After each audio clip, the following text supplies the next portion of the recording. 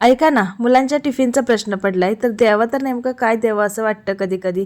तर बघा, जी काही घरात कडधान्य असतील ती रात्री भिजत ठेवा. त्यानंतर मिक्सरच्या भांड्यामध्ये एक मस्त असा पिकलेला टोमॅटो घ्या.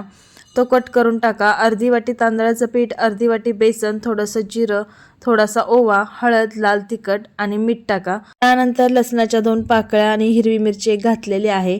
थोडंसं पाणी ॲड करा आणि मस्त बघा हे वाटून घ्या. तर छान असं बॅटर तयार झालेलं आहे. एका भांड्यामध्ये काढून घ्या. मिक्सरच्या भांड्यात थोडंसं पाणी टाकून परत ॲड करा. छान असं बॅटर तयार करून घ्या. जसं आपण डोस्याला करतो अगदी तसंच. तर हे बनवतोय आपण मस्त असं टोमॅटोचं ऑमलेट. खूप सुंदर होतं. लहानांपासून मोठ्यांपर्यंत सगळ्यांना आवडेल. परंतु मुलांच्या टिफिनला अगदी झटपट आणि पौष्टिक असा नाश्ता द्यायला हे खूप छान आहे. त्यानंतर बघा, आता तवा गरम केलेला, त्याच्यावर हे बॅटर टाकायचं. अगदी 1 मिनिटभर ताट झाकून ठेवायचं आहे. त्यानंतर मस्त असं बघा हे ऑमलेट भाजलेलं आहे. दोन्ही साईडनी तेल लावून मस्त खरपूस भाजून घ्या. खूप सुंदर होतं. आणि त्यानंतर बघा, आपण जे काही कडधान्य भिजवलेली ते आता मी मिठाच्या पाण्यामध्ये शिजवून घेतलेले आहेत.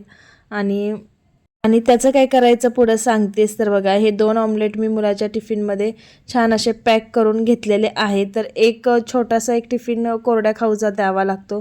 त्याच्यामध्ये बघा हे कडधान्य जे उकडून घेतले त्याच्यात थोडा कांदा, टोमॅटो, लाल तिखट, मीठ टाकलंय. मस्त मिक्स करून घ्या आणि हा अगदी छोट्या ब्रेकमध्ये खाण्यासाठी हा टिफिन द्या.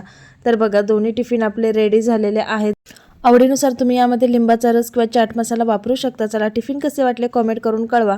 व्हिडिओ आवडला असेल तर लाईक करा, शेअर करा, चॅनलला सबस्क्राईब करा, इन्स्टा असला तर फॉलो करा. थँक्यू.